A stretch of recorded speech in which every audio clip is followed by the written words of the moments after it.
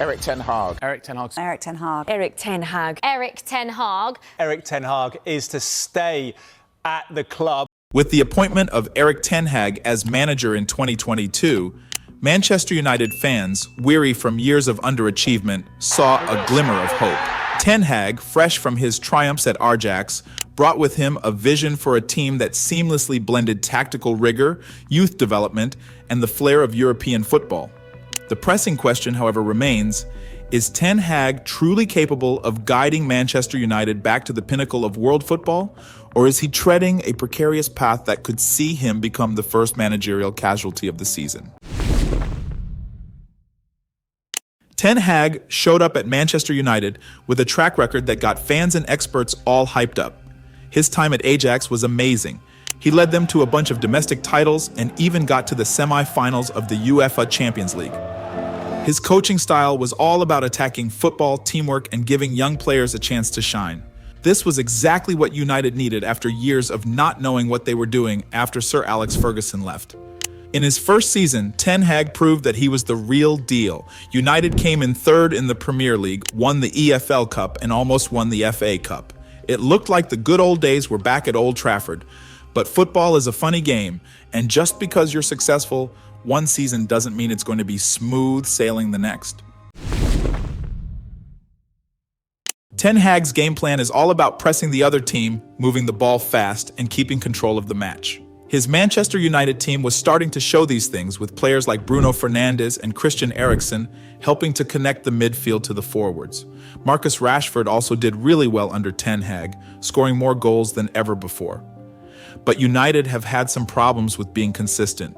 Even though they signed Lisandro Martinez and added Casemiro and Eriksen to the midfield, they've still looked like they could be easily scored on when the other team attacks, especially in important games. Ten Hag's plan seems good on paper, but it hasn't always worked in big moments, especially against teams that also press high and move the ball quickly.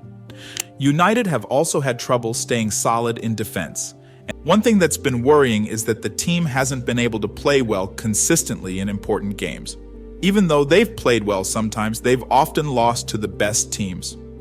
Their defensive mistakes and lack of teamwork in the midfield have made people wonder if Ten Hag can change his tactics quickly enough to compete with managers like Pep Guardiola, Mikel Arteta, Arne Slot, or even Ange Postecoglou. Is his system getting better fast enough to keep up with these other managers? Or is United still stuck in a phase of transition football that's not working, even though Ten Hag is trying his hardest? Erik Ten Hag's strict approach to managing Jadon Sancho and Cristiano Ronaldo appears to have backfired spectacularly. His public criticism of Sancho's training, followed by the player's defiant social media response and subsequent banishment, has created a toxic atmosphere and potentially damaged the young winger's reputation.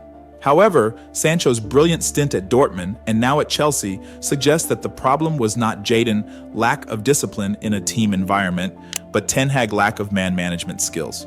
Similarly, the hostile departure of Ronaldo, fueled by his explosive interview and Ten Hag's uncompromising stance, left a void in the squad and alienated some fans.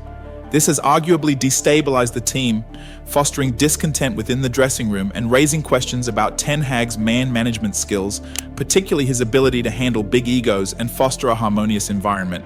Ultimately, these incidents may have undermined his authority and hindered team cohesion, potentially jeopardizing Manchester United's progress. When Erik Ten Hag began reshaping United's squad, many of his moves were seen as bold. Bringing in Antony from Ajax, reuniting with Lisandro Martinez, and signing Casemiro and Christian Eriksen showed his intent to blend experience with youthful energy. However, the success of these signings has been mixed at best. While Casemiro and Eriksen offered an immediate improvement in midfield control, age has not been on their side, and injuries have limited their impact.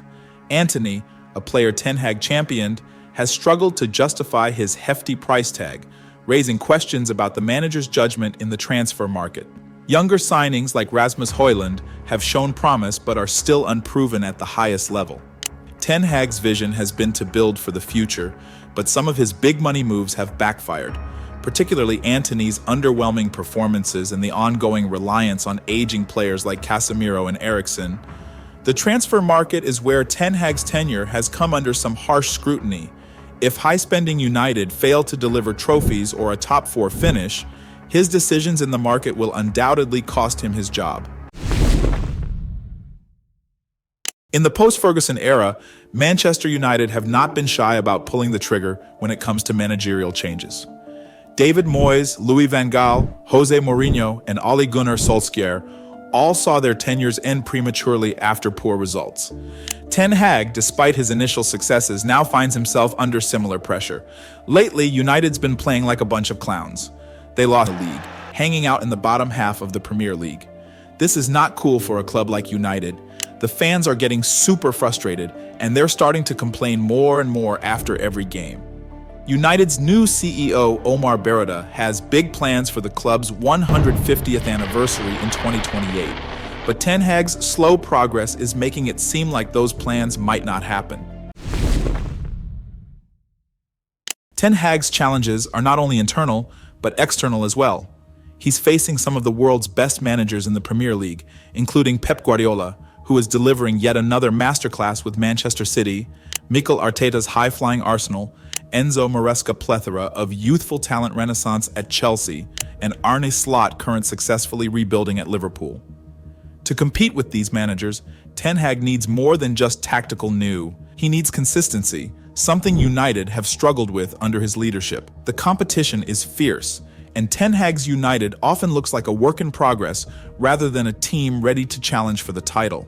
With clubs like Brighton, Aston Villa, Tottenham, and Newcastle also stepping up, United's current level of inconsistency might not be enough to secure even a top-4 finish.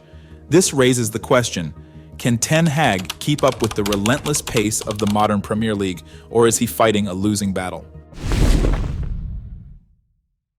Fan sentiment toward Erik Ten Hag is deteriorating with each passing game. Supporters who initially believed in his long-term project are starting to lose faith as the club finds itself closer to the relegation zone than the top of the Premier League table. Ten Hag's supporters point to improvements in team cohesion and the fact that United finally secured silverware in his first season, winning the FA Cup. However, these achievements are starting to pale in comparison to the club's current predicament. Those who have lost patience argue that a club of Manchester United's caliber cannot be content with third-place finishes and cup wins alone. Fans demand league titles and European glory, which have eluded the club for far too long. Pundits have also expressed concern about the trajectory of Ten Hag's project. Few see the Dutchman as a visionary capable of building a squad capable of challenging at the highest level. Most fear he may not possess the tactical flexibility or transfer market acumen to succeed in the cutthroat world of Premier League football. The pressure is mounting on Ten Hag to turn things around quickly. If he fails to do so, he may find himself out of a job before the end of the season. The situation is further complicated by the fact that Manchester United is a club still in transition for the last 11 years. The club is still reeling from the departure of Sir Alex Ferguson, who led the club to unprecedented success during his 26-year reign. Ten Hag is the third permanent manager United has appointed since Ferguson's retirement in 2013. David Moyes, Louis van Gaal, and Jose Mourinho all failed to replicate Ferguson's success, and Ten Hag is now facing similar scrutiny. Only time will tell whether Ten Hag can turn things around at Manchester United. But with the fans and pundits growing increasingly restless, he needs to do so quickly. Erik Ten Hag is on the hot seat at Manchester United. He's shown weird player transfers, have people wondering if he's the right guy for the job.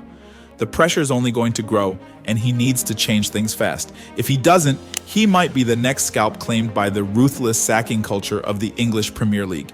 For now, it's up to Ten Hag to steer United through this bumpy ride. He needs to prove his doubters wrong and show that he can make United great again, not just for a quick fix, but for the long haul. Otherwise, he might soon join the long list of managers who haven't lasted at Old Trafford.